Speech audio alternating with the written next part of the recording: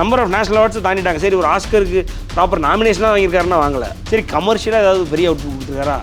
இப்போ வரைக்கும் தசாவதாரம் 200 கோடி வாங்கிட்டார். இதெல்லாம் 30-35 வருஷம் ஆகுதுன்னு நினைக்கிறேன். ஃபுல்லாக அதை ரஜினிகாந்த் எடுத்துக்கிட்டாங்க. ஒரு இண்டஸ்ட்ரி கூட இல்லாத ஒரு நடிகர்னா இப்போ வரைக்கும் கமல் தான்.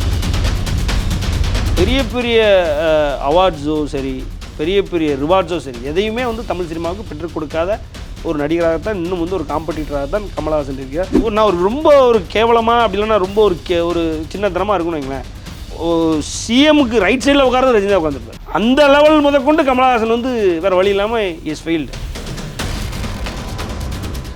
நான் வாழ்க்கையில் நானும் எங்கள் அண்ணன் சிவகுமாரும் ஒரு இடத்துல உட்காந்து முடிவு பண்ணும்பொழுது நாங்கள் அரசியலுக்குள்ளேயே போக மாட்டோம் அப்படின்றத முடிவு பண்ணோம்.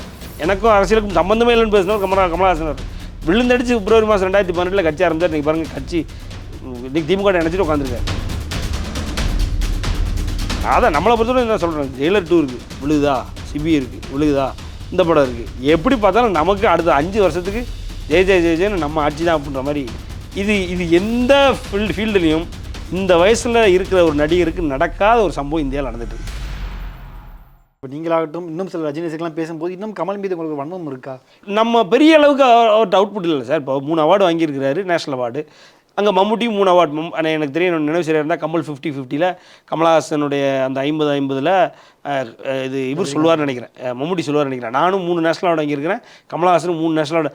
4வது நேஷனல் அவார்டு யார் வாங்கணுன்றதா எங்களுக்குள்ள போட்டியே அப்படின்னு சொல்லி சொன்னார். இன்னும் யாரும் வாங்கலை. இப்போ கமல் 60-60 முடிச்சு ஏறக்குறைய போயிட்டுருக்கோம், 70 நோக்கி நம்ம போயிட்டுருக்கோம். நான் வாங்கலை. ஒரு 3 national award which is like closely equal to Dhanush and Vikram sir. அது தனுஷும் விக்ரமும். இன்னும் சொல்லப்போனால் வடநாட்டில் உள்ள நிறைய நடிகர்கள் அதெல்லாம் தாண்டிட்டாங்க. நம்பர் ஆஃப் நேஷனல் அவார்ட்ஸை தாண்டிட்டாங்க. சரி, ஒரு ஆஸ்கருக்கு ப்ராப்பர் நாமினேஷனாக வாங்கியிருக்காருன்னா வாங்கலை. ஏதோ ஒன்று அவருடைய உழைப்புக்கான சரியான அவுட்புட் வரல. சரி, கமர்ஷியலாக ஏதாவது பெரிய அவுட்புட் கொடுத்துருக்காரா? இப்போ வரைக்கும் தசாவதாரம் 200 கோடி வாங்க சார். தசாவதாரம் 200 கோடி வாங்க. அது ஆன் வாட் பேசிஸில் 200 கோடி என்ன ஏது அப்படின்றது யாருமே அது சொல்ல மாட்டாங்க, வைக்க மாட்டாங்க. இது ஒரு பெரிய கமர்ஷியல் ஹிட்டு கொடுத்துருக்காரானா இல்லை. சரி, வேறு ஏதாவது அவர்கிட்டருந்து ஏதாவது ஒரு பெரிய கான்ட்ரிபியூஷன், ஒரு பெரிய அதனால் நமக்கு கிடைச்ச விக்ட்ரி, ஒரு தமிழ் சினிமாவுக்கு கிடைச்ச விக்ட்ரின்னு எதுவுமே சொல்கிற அளவுக்கு எதுவுமே இல்லை சார். இல்லை, விக்ரம் லாஸ்ட்டாக கமர்ஷியல் ஹிட் தானே, அது மிகப்பெரிய ஹிட் ஆச்சு. 2.0 நீங்கள் இப்போது உங்கள் பேஸில் நீங்கள் பண்ணிக்கிறீங்க, உங்களால் முடிஞ்சதை நீங்கள் எம்பி பண்ணுறீங்கன்ற மாதிரி வருது. ஒழிய ஒரு இண்டஸ்ட்ரி ஹிட் கொடுத்தாரா கமலஹாசன் இண்டஸ்ட்ரி ஹிட்லாம் கொடுத்து ஒரு மாமாங்க ஆகுது சார். கிட்டத்தட்ட 30-35 வருஷம் ஆகுதுன்னு நினைக்கிறேன். ஃபுல்லாக அதை ரஜினிகாந்த் எடுத்துக்கிட்டாப்புல. ரஜினி வந்ததுக்கப்புறம் இண்டஸ்ட்ரி ஹிட் கூட இல்லாத ஒரு நடிகர்னா இப்போ வரைக்கும் கமல் தான் சார். அதே நேரத்தில் விஜய் இவங்கெல்லாம் வராங்க அடுத்துன்னு வைங்களேன். ஸோ ஒரு ப்ராப்பர் விக்ட்ரின்றது கமலஹாசன்லேருந்து வரல அப்படின்றது தான் ஒரு ஆஸ் அ காம்படிட்டருடைய ஃபேனாக நாங்கள் பார்க்குறோம். நீங்கள் ஓகே, உங்களுக்கு அடுத்து வந்தவர், உங்களை கலையுலக அண்ணான்னு சொல்கிறாரு, உங்களுக்கு அடுத்து வந்தவர் எல்லா ஆங்கிள்லையும் அவார்டு, இப்போ பத்மவிபூஷன் அவார்டு வாங்கி வச்சுட்டார். தாதா சாஹேப் இன்னும் வாங்கலைல்ல. நீங்கள் இவ்வளோ ஜூரி வச்சு நேஷனல் அவார்டுடைய மொத்த ஜூரி இவரோட படத்தில் இருக்கணும். அதை பாதியில் விட்டேன். நேஷனல் அவார்டோட மொத்த ஜூரி ஒரு படத்தில் இருக்கும். இது இல்லைன்னா அது எப்படியாவது உள்ளே கொண்டு போயிடுவானு. நீங்கள் அவருடைய படங்கள்லாம் எடுத்து பாருங்கள். ஹேராம் படத்துலலாம் ஒரு பெக்யூலரான ஒரு சுப்பிரமணியன் யாரோ ஒருத்தர் நினைக்கிறேன், மியூசிக் டைரக்டர்னு நினைக்கிறேன். அது இளையராஜா போய் முடியாது அப்படின்றதுனால இங்கே வந்தது அப்படின்னு நினைக்கிறேன். அவர்லாம் பார்த்திங்கன்னா அவருடைய மனைவி யாரோ ஒருத்தர் எடிட்டரு, அவங்களாம் ப்ராப்பர் ஜூரி ஆளுங்க. அதே நேரத்தில் இந்த விஸ்வரூபத்தில் முதல்ல ஒரு டாக்டர் உட்காந்துருப்பாங்களா ஒரு லேடி, அவங்க ஹஸ்பண்ட்லாம் ஜூரி ஆளுங்க. இப்படி அவருடைய படங்களில் முக்கியமான ரோல் கொடுத்துட்டு ஆட்டோமேட்டிக்காக கன்வின்சிங் தானே சார். இப்போ நீங்கள் இருக்கிறீங்க ரஞ்சித் ஒன் இண்டியா, உங்களை கூப்பிட்டு நான் ஒரு படத்தில் நடிக்க வச்சுட்டு அப்படின்னா என் படத்துக்கு நீங்கள் மாங்குன்னு உட்காந்து ப்ரொமோட் பண்ண மாட்டீங்க. இது ஒரு அண்டர்ஸ்டாண்டிங் தானே. இதுக்கு நான் உங்களுக்கு காசு கொடுக்கணுமா, என்ன கொடுக்கணும்? உங்களுக்கான அங்கீகாரத்தை நான் கொடுக்குறேன், உங்களுக்கான இம்பார்ட்டன்ஸை நான் கொடுக்கும்போது எனக்கான இம்பார்ட்டன்ஸ் நீங்கள் கொடுக்கணும்ல. இதை தான் பல நேரங்களில் அவார்டு அப்படின்ற கேட்டகரிக்குள்ளே வந்துடுவார். நம்மளால் இதெல்லாம் எதுவுமே பண்ணுவோம், சும்மா உட்காந்துருப்பார். கேட்டால் பிஜேபி சப்போர்ட் பண்ணுறாரு, அது பண்ணுறாரு, இது பண்ணுறாரு, அவர் பாட்டுக்கு இருப்பார். கூப்பிட்டு தாதா சாஹிப் கொடுப்பாங்க, கூப்பிட்டு பத்மவிபூஷன் இன்னும் வாங்காத ஒரே அவார்டு பாரதரத்னா அவர் தான். தாதா சாஹிப் கூட வாங்காமல் இருக்கார் கமலஹாசன், அவ்வளோதான். இதுதான் இப்போது பெரிய பெரிய அவார்ட்ஸோ சரி, பெரிய பெரிய ரிவார்ட்ஸோ சரி, எதையுமே தமிழ் சினிமாவுக்கு பெற்றுக் கொடுக்காத ஒரு நடிகராகத்தான், இன்னும் ஒரு காம்படிட்டராக தான் கமலஹாசன் இருக்கிறார். இட் கம்ஸ் டு காம்படிஷன் அப்படின்னா நான் ரொம்ப கேவலமாக அப்படி இல்லைன்னா ரொம்ப ஒரு சின்னத்தனமாக இருக்குன்னு வைங்களேன், சிஎம்முக்கு ரைட் சைடில் உட்கார்றது ரஜினி தான் உட்காந்துருப்பார். மேடையில் பேசுகிறதுக்கு எல்லா கலை உலகத்தினர் அனைவரும் இருந்தாங்கன்னா எல்லோரும் கமலஹாசன் முடிச்சதுக்கப்புறம் தான் ரஜினிகிட்ட மைக்கு வரும். அந்த லெவல் முதற்கொண்டு கமலஹாசன் வேறு வழி இல்லாமல் இஸ் ஃபெயில்டு. ஸோ அதனால் அப்படின்றதுனால எங்களுக்கு ஒரு காம்படிஷன் இருக்குது. அந்த காம்படிஷனில் நாங்கள் அதை இன்றைக்கி விட்டு கொடுத்ததே இல்லை. நாங்கள் கமலஹாசன் எங்களை முந்தினதே கிடையாது. நாங்கள் தான் முந்திக்கிட்டு இருக்கோன்றதானே ஒழிய மற்றபடி கமலஹாசன் அவர்கள் சார் இப்போ 2017 தலைவர் கட்சி அறிவிச்சார் சார் டிசம்பர், அது நடக்கல வைக்கல. இவர் 2018 பிப்ரவரி மாதம் கட்சி ஆரம்பிச்சுட்டு வந்தார். கட்சி நான் வாழ்க்கையில் நானும் எங்கள் அண்ணன் சிவகுமாரும் ஒரு இடத்துல உட்காந்து முடிவு பண்ணும்பொழுது நாங்கள் அரசியலுக்குள்ளேயே போக மாட்டோம் அப்படின்றத முடிவு பண்ணோம். அந்த முடிவின்படி நாங்கள் இன்றைக்கி வரைக்கும் அரசியலே போகலன்னா பேசினவர் கமலஹாசன் அவர்கள். எனக்கும் அரசியலுக்கும் சம்பந்தமே இல்லைன்னு பேசினவர் கமலஹாசன் அவர்கள். விழுந்தடிச்சு பிப்ரவரி மாதம் 2018 கட்சி ஆரம்பிச்சார். இன்றைக்கி பாருங்கள் கட்சி இன்றைக்கி திமுக நினச்சிட்டு உட்காந்துருக்காரு. ரைட்டுங்களா? ஸோ எல்லா வகையிலும் நம்மகிட்ட தோற்று தான் போகிறார். இன்றைக்கி சூப்பர் ஸ்டார் ரஜினிகாந்த் அவருடைய கட்சியை பற்றி பேசுகிறவங்க பூரா வைஸ்லியஸ் பிளான். இன்னைக்கு கார்த்தி சிதம்பரத்தோடைய மகன் பேசிகிட்டு இருக்காரு.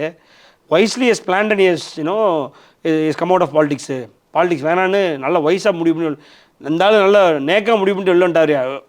அவரோட டெசிஷனை அதாவது கோலை அது இதுன்னு ஒரு காலத்தில் சொன்னாங்க பூரா இன்றைக்கி என்ன சொல்கிறாங்க, நேக்காக வெளில வந்துட்டார்ப்பா. இன்றைக்கி விஜய்க்கு நடக்கிறதெல்லாம் பார்க்கும்பொழுது எப்பா நம்மளால் நீட்டாக வெளில வந்துட்டார், நம்ம யாரையும் தெருவில் இழுத்து விடலை அப்படின்றதான் இன்றைக்கெல்லாம் தோணுச்சு. அதெல்லாம் ப்ராப்பர், அதாவது ஒரு ஸ்மார்ட் அண்ட் கல்ட் பர்சன்னா தலைவர் தான் சார். அந்த வகையில் கமலஹாசன் முன்னாடி in terms of competition, in terms of legacy எல்லாத்துலேயுமே வந்து உச்சத்தில் இருக்கிறாருன்றது மட்டும்தான் இல்லையா. மற்றபடி கமலஹாசனுக்கு எங்களுக்கு ஒரு பிரச்சனையும் வந்ததே இல்லை, வரவும் போகிறதில்ல. நாங்கள் போய்ட்டு கமலஹாசன் பண்ணி ஒன்றும் பண்ணதில்லை. அவங்க மேபி அப்போ இருந்திருக்கலாம், 80s இருந்திருக்கலாம். நாங்கள் போய் இப்போலாம் எதுவும் பண்ணவும் போகிறதில்ல, தொட கூட போகிறதில்ல சார். அவ்வளோதான் சார், அவ்வளோதான். ஓகே. ஸோ இந்த படத்துக்கு முன்னாடி, அதாவது ஜெயிலருக்கு அடுத்து சிபி சக்கரவர்த்தி கூட படம், சுந்தர்சி பண்ண வேண்டிய படம், கடைசி நேரத்தில் இவர் வராரு. உங்களுக்கு எப்படி இருக்குது எதிர்பார்ப்பு? ஏன்னா சிபி சக்கரவர்த்தி எப்படி பண்ணுவார்? ஏன்னா டான் மட்டும் தான் பண்ணியிருக்காரு. ரெண்டாவது உடனே ரஜினி சாருடைய படம் கிடைக்க வாய்ப்பு கிடைச்சிருக்கு. இல்லை, அதான் அவரே ஒரு கான்ஃபிடண்ட்டாக சொல்கிறார் சார். என்னென்னா நீங்கள் இந்த நம்பிக்கையை வைங்க என் மேலே, இதில் உங்களோட நம்பிக்கை இல்லை, நான் பாத்திரமா இருப்பேன் அப்படின்றார். ஸோ ஒரு ஒரு ஒரு சர்ப்ரைஸ் எலமெண்ட்டாக அந்த படம் வருமோ அப்படின்ற ஒரு ஒரு உள்ளூர ஒரு நம்பிக்கை இருக்குது சார். ஒரு வேளை அந்த மனுஷன் வந்து தலைவரை புரிஞ்சு வச்சுக்கிட்டு சைலண்ட்டாக இருக்கலாம்.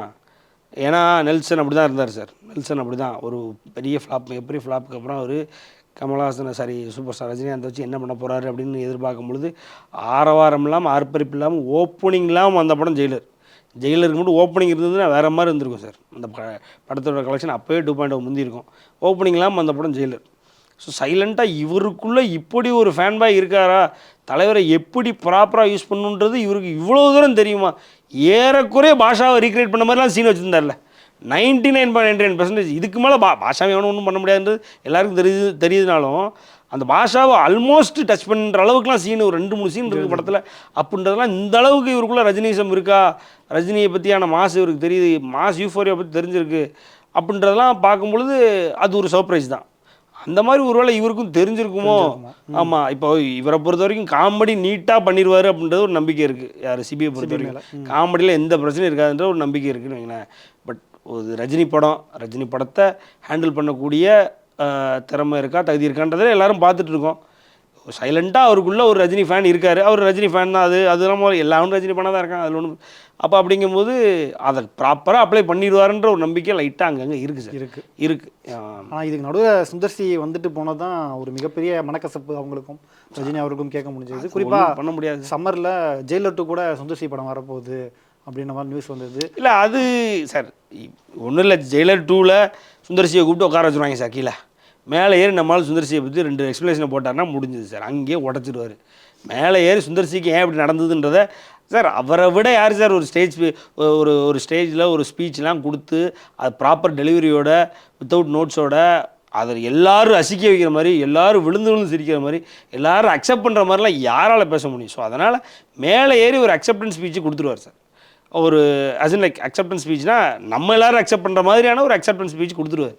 ஸோ அதிலே அவர் உடச்சிடுவார். என்ன நடந்தது, என்ன ஏது, இப்போது தேசிங் பிரியசாமி சிபி எல்லாம் இடையில உட்கார வச்சாரு அப்படின்றத கூலியில் உடச்சி விட்டார். ரைட்டுங்களா? என்ன ரீசன்னா இதுதான். எல்லோரும் வந்தால் அதனால பாகுபலி ரேஞ்சுக்கு கதை எடுத்துகிட்டு வராங்க, இவங்கெல்லாம் பார்த்தா எடுத்துருவோம் இல்லையா அப்படின்றது இப்படி டவுட்டாக இருக்குது. ஏன்னா அவர் ரேஞ்சுக்கு அவர் யோசிக்கிறதுல என்ன தவறு இருக்குது நீங்கள் சொல்லுங்கள். இப்போது ஒரு படம் எடுத்திருக்கீங்க அப்படின்றதால டக்குன்னு பாகுபலி மாதிரி ஒரு படத்தை எடுத்துட முடியும் அப்படின்லாம் நீங்கள் கொண்டு போகிற மாதிரி மிக மேசிவான ஒரு பட்ஜெட்லாம் படம் பண்ணிட முடியுன்ற நம்பிக்கை உங்க மேலே எனக்கு வரணும்ல. சும்மா ஒரு படம் எடுத்துகிட்டா எப்படி நம்பிட முடியும் அப்படின்றது ஒன்று இருக்குது.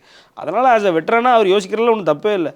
இதுதான் நடந்துச்சுன்னு சொன்னார், ஓகே, அப்புறம் அக்செப்ட் பண்ணோம்.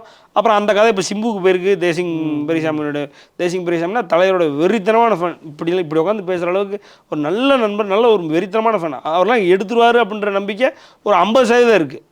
சிபியை பற்றி நமக்கு தெரியாது, பட் சிபி அவருக்குள்ளே ஒரு தலைவர் ஃபேன் இருக்காருன்றது தெரியும். அதை ப்ராப்பராக எக்ஸிக்யூட் ஆகுதான்றது ஒரு பெரிய கேள்வி தான். நான் தான் நம்மளை பொறுத்தவரை என்ன சொல்கிறேன், ஜெயிலர் 2 இருக்குது விழுகுதா, சிபி இருக்குது விழுகுதா, இந்த படம் இருக்குது, எப்படி பார்த்தாலும் நமக்கு அடுத்த 5 வருஷத்துக்கு ஜெய் ஜெய் ஜெய் ஜெயன்னு நம்ம ஆட்சி தான் அப்படின்ற மாதிரி, பாபா நம்மளை யாராலையும் ஒன்றும் பண்ண முடியாதுன்ற மாதிரி. இது எந்த ஃபீல்டுலேயும் இந்த வயசில் இருக்கிற ஒரு நடிகருக்கு நடக்காத ஒரு சம்பவம் இந்தியாவில் நடந்துகிட்ருக்கு. இதை இந்த 50 வருஷத்தில் கொண்டாடுகிறான்னா ஒரு வயலில் கொண்டாட மாட்டான். சரி ரைட்டு ஓகே, அவரே வேணான்ட்டு எங்களை நாங்கள் கொண்டாடுறதுக்கு ரெடியாக இருந்தோம், வேணான்ட்டாப்பில் வேறு வேணா எடுத்து வச்சு கொண்டாடுறானா கொண்டாட மாட்டேறான். இவர் இப்போ எதுக்கு எடுத்து வச்சு கொண்டாடிக்கிட்டு இருக்கணும், இவர்னால நமக்கு என்ன பிரயோஜனம் இருக்குன்னு பார்க்கலாம், இருந்தால் கொண்டாடலாம். இல்லைனா கமலஹாசனுக்கு 50 60 70 தூக்கி தூக்கி கொண்டு வந்தானுங்களே, ஏன் கொண்டு வந்தானுங்க, இவரால் நமக்கு பிரயோஜனம் இல்லை அப்படின்றனால தள்ளி வைக்கிறானு, ஒன்றும் பிரச்சனை இல்லை. ஆனாலும் இவர் இந்த வயசில் பண்ணுறத ஒருத்தன் அவன் இந்த வயசில் ப்ரைமில் இருந்துட்டான்னா போதும் சார், பண்ணலாம் வேண்டாம், இவராலலாம் பண்ண முடியாது. இந்த வயசில் அவனுக்கு ப்ரைமில் இருந்தாலே போதும், ஏற்றுக்கிறோம் நம்ம. அதனால் முடியாது. அப்படிப்பட்ட ஒரு சரித்திர சாதனையை தலைவர் பண்ணிக்கிட்டு இருக்காரு சார். அதுவும் 50வது வருஷத்தில் பண்ணிட்டு இருக்காருன்றது பாருங்க. 3 படம் வச்சிருக்காரு பாருங்க. எவன்ட்ட இருக்குது 3 படம் இருக்க படத்தை படங்கள் எவன்ட்ட இருக்குது சார் 3 படம்? தமிழ்நாட்டில் விடுங்க, இந்தியாவில் எவன்ட்ட சார் இருக்குது 3 படம்? ரைட்டுங்களா? இவர் வயசில் இல்லை, இவர் வயசு கம்மியாக கூட போங்களேன், எவனாவது ஒரு 2 3 பேர் இருக்கான், அவ்வளோதான். ஸோ அதனால் அதுவே எங்களுக்கு ஒரு பெரிய வெற்றி தான். ஓகே ப்ரோ, வெயிட் பண்ணி பார்ப்போம் என்ன நடக்குதுன்னு. உங்கள் கருத்துக்களை பகிர்ந்துட்டதுக்கு ரொம்ப நன்றி.